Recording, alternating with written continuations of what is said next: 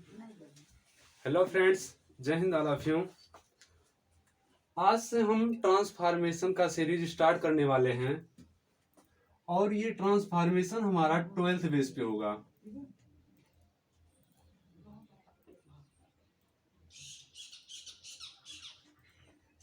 Transformation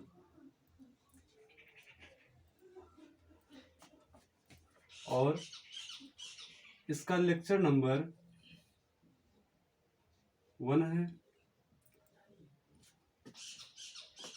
और ये हमारा क्लास 12th बेस पे होगा।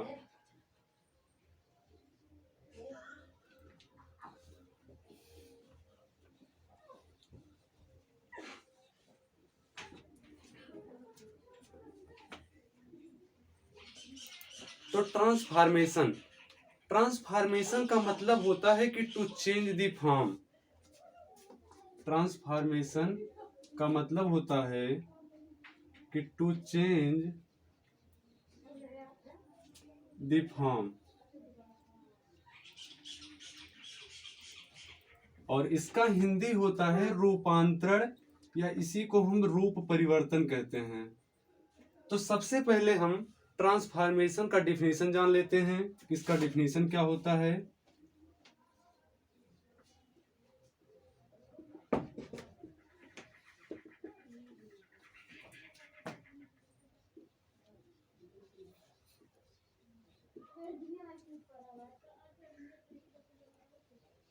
ट्रांसफॉर्मेशन is a word या is a sentence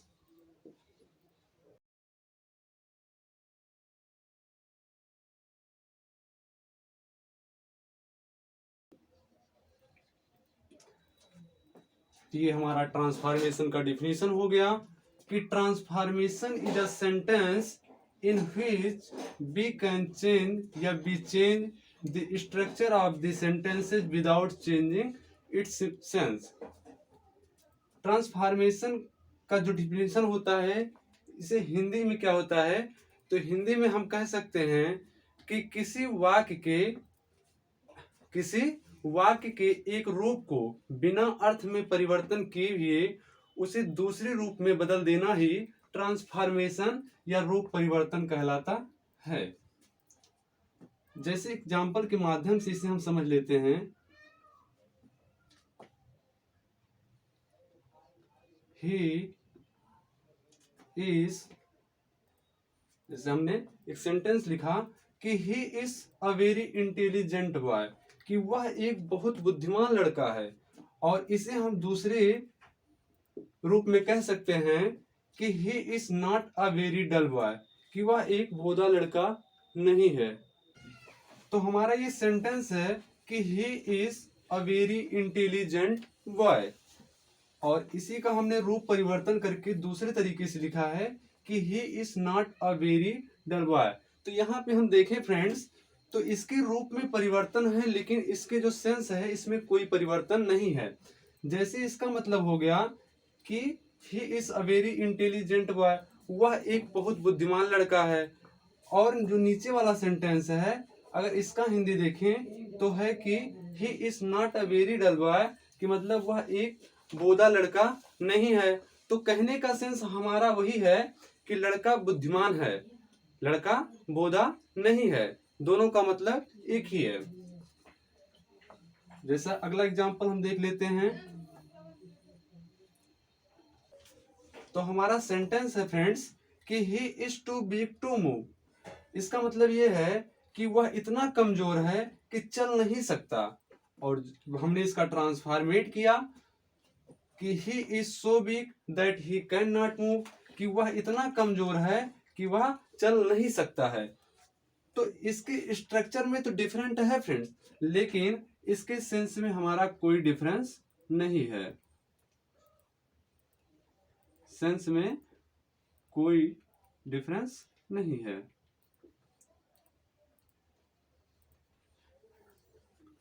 ठीक है, तो फ्रेंड्स अब हम देख लेते हैं कि डिफरेंट मेथड्स ऑफ ट्रांसफॉर्मेशन, कि रूप परिवर्तन की विभिन्न विधियां। तो सबसे पहला जो हमारा मेथड है वो है कि सेंटेंसेस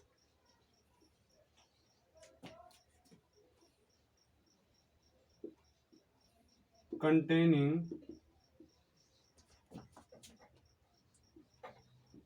the adverb to,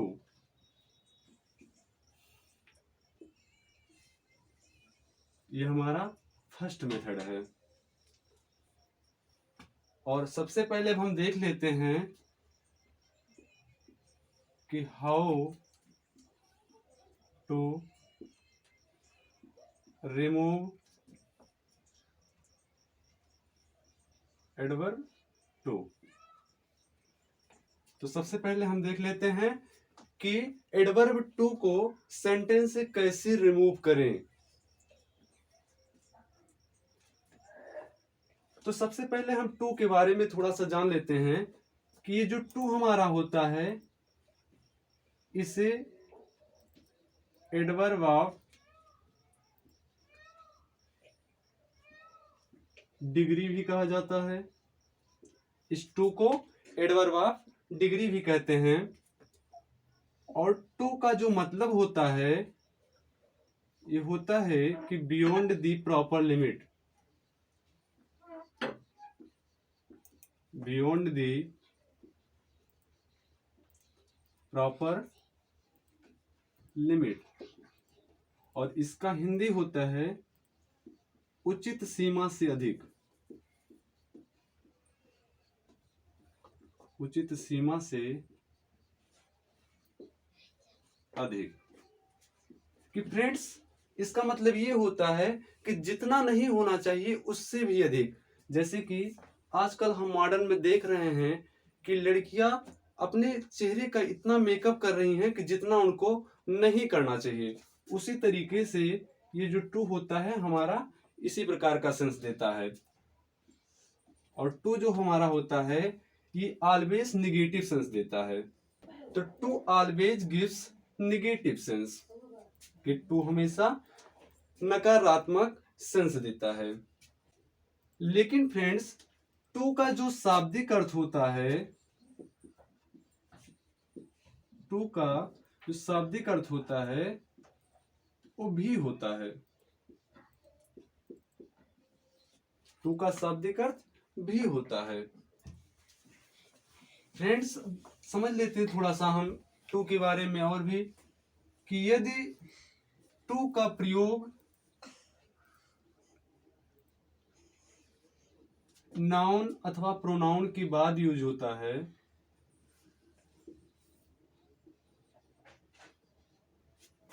जब टू का प्रयोग नाउन अथवा प्रोनाउन के बाद यूज होता है तो वो भी के सेंस में होता है, वहां पे उसका अर्थ भी होता है। जैसे एग्जांपल हम देख लेते हैं, जैसे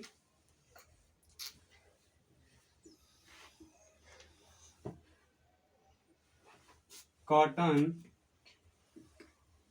इज ग्रोन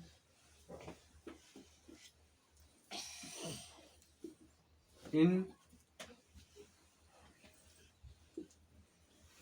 इंडिया।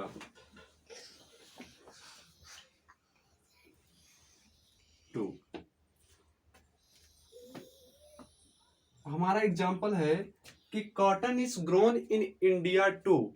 और इसका हिंदी देखें तो इसका हिंदी ये होता है कि कपास भारत में भी उगाया जाता है।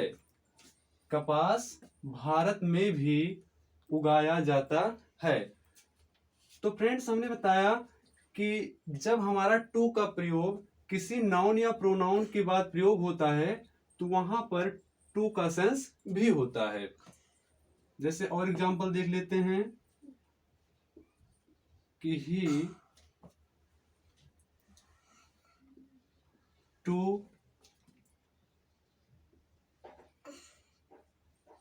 had been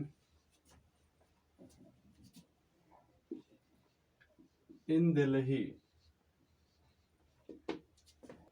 तो फ्रेंड्स इसका हिंदी सेंस हो गया कि वह भी दिल्ली में रह रहा था। तो यहाँ पे ही हमारा प्रोनाउन है और इसके बाद टू आया है, इसलिए यहाँ पर भी हमारा इस टू का सेंस जो होगा वो भी होगा। इसका मतलब हो जाएगा कि वह भी दिल्ली में रह रहा था। और जब इसका हम ट्रांसफॉर्मेट करते हैं तो देखिए किस तरीके से करते हैं।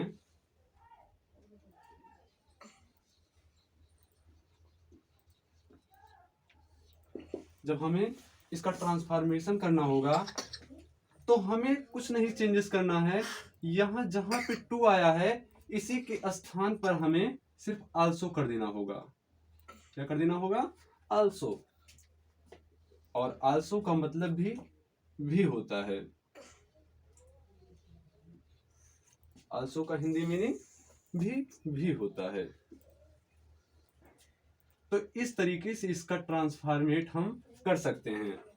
तो हो जाएगा हमारा इसका ट्रांसफॉर्मेट कि cotton is grown in India also, तब भी उसका वही सेंस होगा कि कपास भारत में भी उगाया जाता है। और इसका ट्रांसफॉर्मेट हम इस तरीके से कर देंगे कि he also had been in Delhi, कि वह भी दिल्ली में रह रहा था। तो फ्रेंड्स अब आइए देखते हैं टू का जो सेंटेंस होता है, टू वाला जो सेंटेंस होता है उसका दो तरीके का स्ट्रक्चर होता है।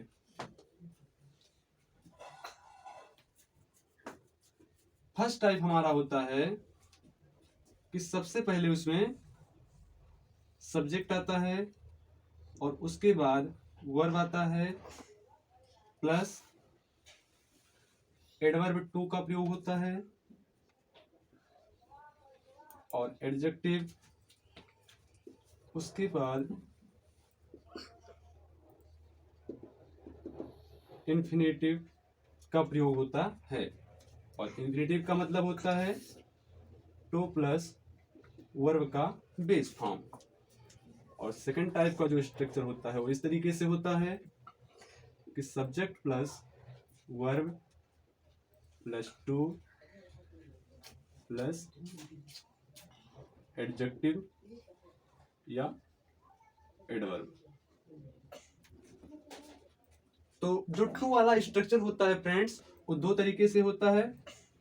फर्स्ट टाइप का जो स्ट्रक्चर होता है हमारा वो subject plus verb plus two plus adjective plus infinitive इस तरीके का होता है।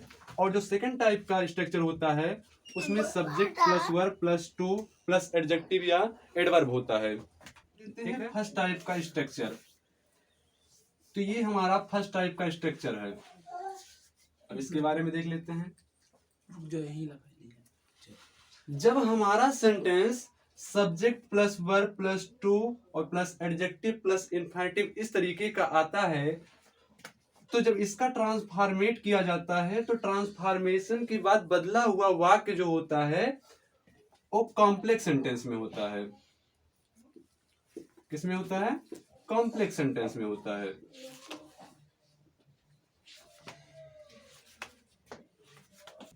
तो आइए हम देख लेते हैं कि ट्रांसफॉर्मेट का जो स्टेप होता है उसे समझ लेते हैं।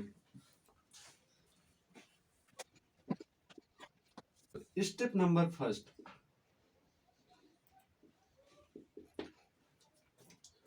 स्टेप नंबर फर्स्ट में हमारा ये है कि जो सेंटेंस दिया होता है उसी सेंटेंस का जो सब्जेक्ट और वर्ब होता है उसे एज इट इज लिख देते हैं।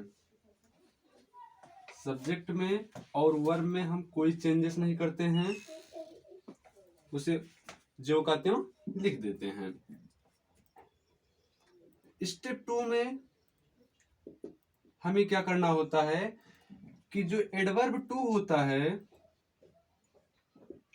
एडवर्ब टू होता है इसे सो में चेंज कर देते हैं। और स्टेप थर्ड में हमें क्या करना होता है कि जो हमारा एडजेक्टिव होता है उसमें भी हमें कोई चेंजेस नहीं करना होता है, उसे एज इट इज वैसे ही लिख देते हैं। और इस एडजेक्टिव के स्थान पर कभी कभी हमारा एडवर्ब भी आ जाता है तो इसमें भी हमें कोई चेंजेस नहीं करना होता है, इसे भी ऐसे ही हम लिख देते हैं।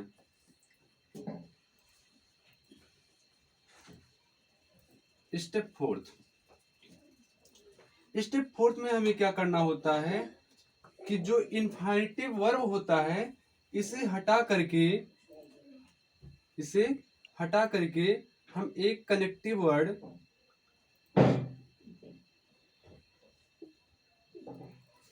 वर्ड कंजक्शन दैट का यूज करते हैं। कंजक्शन दैट का यूज कर लेते हैं। और स्टेप नंबर 5 हमारा है कि इस कंजक्शन दैट के बाद दैट के पश्चात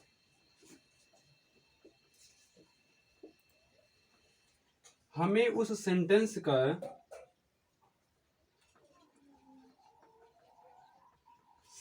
का जो सब्जेक्ट होता है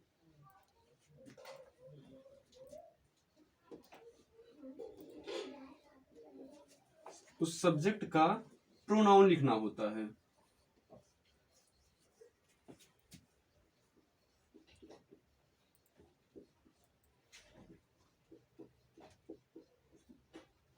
प्रोनाउन लिखना होता है। स्टेप नंबर 6, इसके बाद हमें क्या करना होता है कि according to tense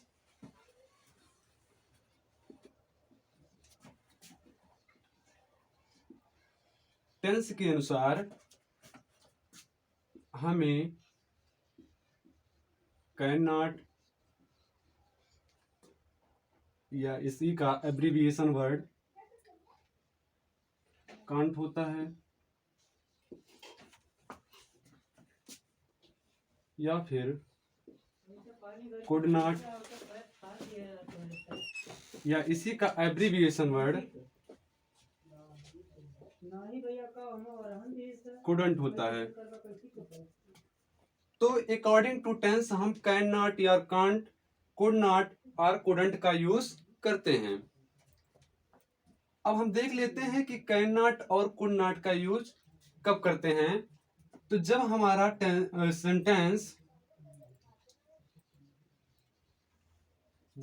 sentence present tense का होता है तब हम कैन नॉट का यूज करते हैं, और जब सेंटेंस पास्ट टेंस का होता है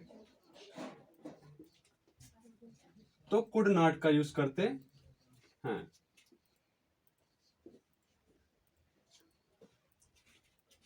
कुड नॉट का यूज करते हैं।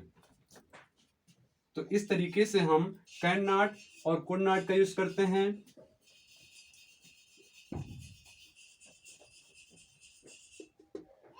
Step number 7। स्टेप नंबर 7 में हमें क्या करना होता है कि जो हमारा वर्ब होता है उस वर्ब का बेस फॉर्म ही यूज करना होता है। अगर बेस फॉर्म का मतलब आप लोग नहीं जानते हैं तो बेस फॉर्म का मतलब यही होता है मेन वर्ब, या इसी को हम वर्ब का फर्स्ट फॉर्म भी कहते हैं। Step number 8। स्टेप नंबर 8 हमारा ये होता है कि जब कभी कभी ऐसा होता है कि हमारे सेंटेंस का मीनिंग समझ में नहीं आता है और उसका अर्थ स्पष्ट नहीं हो पाता है, तो हम क्या करते हैं कि यदि हमारा सेंटेंस प्रेजेंट टेंस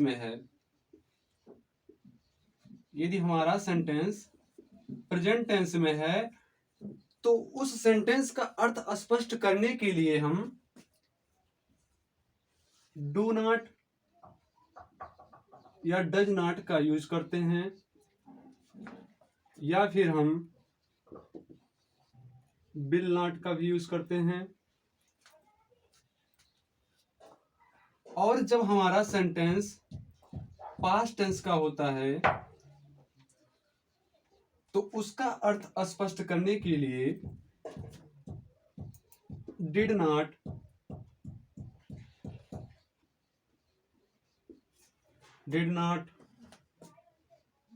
या फिर वुड नॉट का यूज करते हैं।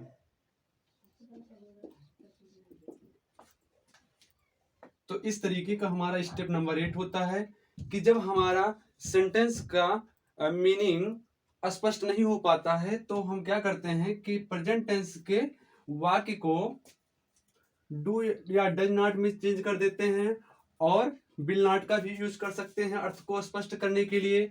और जब हमारा सेंटेंस पास्ट टेंस का होता है तो वहां पर हम कुड नॉट का यूज ना करके बल्कि डिड नॉट या फिर वुड नॉट का यूज करते हैं। तो फ्रेंड्स अब हम कुछ नोट पॉइंट देख लेते हैं। तो फर्स्ट हमारा नोट पॉइंट ये है कि जब सेंटेंस का सब्जेक्ट इट हो तो हमें प्रोनाउन इट या फिर वन का यूज करना होगा। और यदि सेंटेंस का सब्जेक्ट नॉन लिविंग है,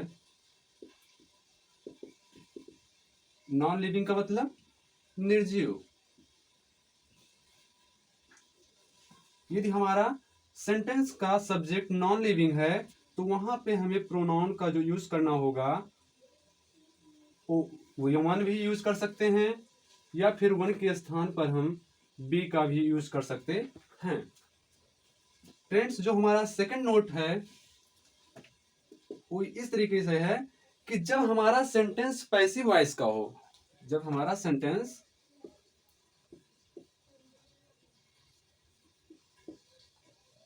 पैसिव वॉइस का हो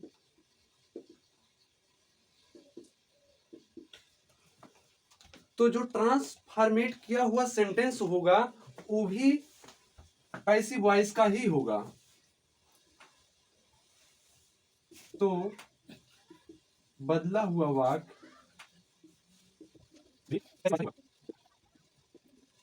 तो ये हमारा दो नोट पॉइंट हो गया कि यदि हमारे सेंटेंस का सब्जेक्ट इट है तो वहां पे हम प्रोनाउन इट या वन का यूज करेंगे, और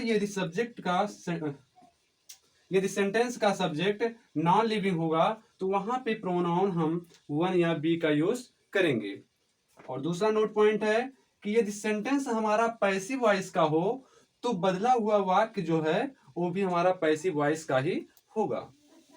तो फ्रेंड्स आइए हम कुछ एग्जांपल देख लेते हैं। तो हमारा फर्स्ट एग्जांपल है कि the news is too good to be true. अब इसका हमें ट्रांसफॉर्मेट करना है तो इसी नियम के अनुसार हमें इसका ट्रांसफॉर्मेशन करना होगा। तो सबसे पहले हमें सब्जेक्ट को एज इट इज लिख लेना है, तो द न्यूज, और इस वर्ब में भी हमें कोई चेंजेस नहीं करना होता है, तो इसे भी ऐसे हम लिख लेते हैं। और इस टू को सो में चेंज कर देंगे, और उसके बाद हमारा जो एडजेक्टिव होता है उसमें भी हमें कोई चेंजेस नहीं करना होता है, उसे भी एज इट इज लिख लिया जाता है। और इस टू को हटा करके हम कनेक्टिव वर्ड कंजक्शन दैट का यूज करते हैं।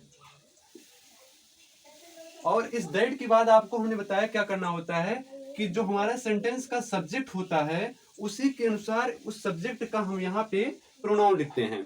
तो यहाँ पे जो हमारा सब्जेक्ट है वो है द न्यूज, जो कि नॉन लिविंग है। तो हमने आपको बताया कि जब हमारा नॉन लिविंग सब्जेक्ट आता है तो वहां पे हम प्रोनाउन वन या बी का यूज कर सकते हैं।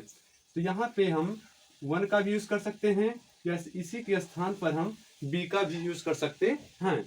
और ये सेंटेंस हमारा प्रेजेंट टेंस का है, इसीलिए यहाँ पे हम कैन नॉट का यूज करेंगे। और उसके बाद हमें वर्ब लिखना होता है, तो यहाँ पे वर्ब हमारा बी है, और अदर वर्ड ट्रू उसे भी ऐसे लिख लेना होता है। तो हमारा फर्स्ट सेंटेंस का ट्रांसफॉर्मेट इस तरीके से हुआ है कि the news is so good that one can not be true. अब उसके बाद अगला जो एग्जांपल है हमारा वो है कि Mount Everest is too high to climb it. अब यहाँ पे इसका जब हम ट्रांसफॉर्मेट करेंगे तो जैसे हमने फर्स्ट सेंटेंस का ट्रांसफॉर्मेशन किया है वैसे ही इसका भी हम ट्रांसफॉर्मेट करेंगे। तो यहाँ पे हो जाएगा माउंट एवरेस्ट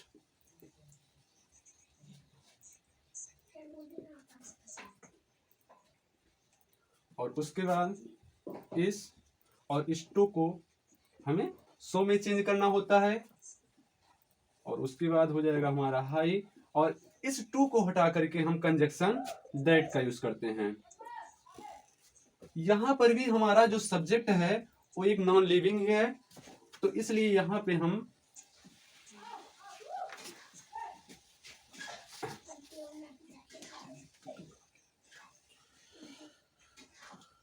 वन का ही यूज कर लेंगे, या फिर हम बी का भी यूज कर सकते हैं। कैन नॉट, उसके बाद वर्ब का फर्स्ट फॉर्म लिखना होगा, तो जो कि हमारा क्लाइंब है, और उसके बाद अदर वर्ड को भी लिख देना होगा। तो ये हमारा ट्रांसफॉर्मेट हो गया कि Mount Everest is so high that one या we can not climb it. उसके बाद हमारा जो तीसरा सेंटेंस है वो इस तरीके से है कि this sun is too hot to go out. अब इसका जब हम ट्रांसफॉर्मेट करते हैं तो इस तरीके से करेंगे कि दिस सन इज, अब यहाँ टू के स्थान पे सो कर देंगे, और उसके बाद हमारा हो जाएगा एडजेक्टिव हॉट। इस टू को हम हटा करके कंजक्शन दैट का यूज करेंगे। और यहाँ पर भी हम अगर देखें तो ये जो दिस सन है ये हमारा नॉन लिविंग है, इसलिए यहाँ पर भी हम वन का यूज करेंगे या फिर बी का यूज कर लेंगे। और हमारा ये सेंटेंस प्रेजेंट टेंस का ही है, इसलिए यहाँ पर भी कैन नॉट या कांट का यूज कर लेंगे, फिर गो आउट। तो इस तरीके से हमारा ट्रांसफॉर्मेशन हो गया कि this sun is so hot that one can't go out. Next example देखते हैं। तो नेक्स्ट एग्जांपल हमारा है कि it is never too late to mend, जो कि हमारा एक प्रोवर्ब है। क्या है? प्रोवर्ब है, और प्रोवर्ब का मतलब होता है कहावत, और इसका हिंदी होता है कि जब ही जगो तभी सवेरा है, जब ही जगो तभी सवेरा है। तो इसका देखिए, आइए हम करते हैं इसका ट्रांसफॉर्मेट किस तरीके से होगा। तो इसमें भी हमें क्या करना होगा कि जैसे हमने इन तीन सेंटेंसों का ट्रांसफॉर्मेट किया उसी के अनुसार इसका भी ट्रांसफॉर्मेट करेंगे। तो इस तरीके से हमारा इसका ट्रांसफॉर्मेट हो गया कि it is never so let that it, या फिर इसके स्थान पे आप वन का भी यूज कर सकते हैं, और कांट मेंड। आइए अगला एग्जांपल देख लेते हैं।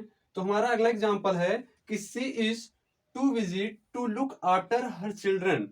अब इसका ट्रांसफॉर्मेट हम देखिए इस तरीके से ही करते हैं। हमारा एक फ्रेजल वर्ब भी है,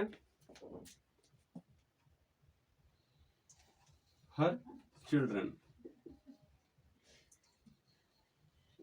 और लुक आफ्टर हमारा फ्रेजल वर्ब है। इसका मीनिंग होता है, इसका मतलब होता है कि देखभाल करना। लुक आफ्टर का मतलब क्या होता है? देखभाल करना। तो फ्रेंड्स, आप लोगों के लिए कुछ ये होमवर्क हम दे रहे हैं, तो फ्रेंड्स इसे कमेंट के माध्यम से सॉल्व करके हमें जरूर बताइएगा, और इसका सलूशन हम आप लोगों को नेक्स्ट वीडियो में जरूर बताएंगे। और आज के लिए इतना ही, और मिलते हैं नेक्स्ट वीडियो में। Thanks for watching my video.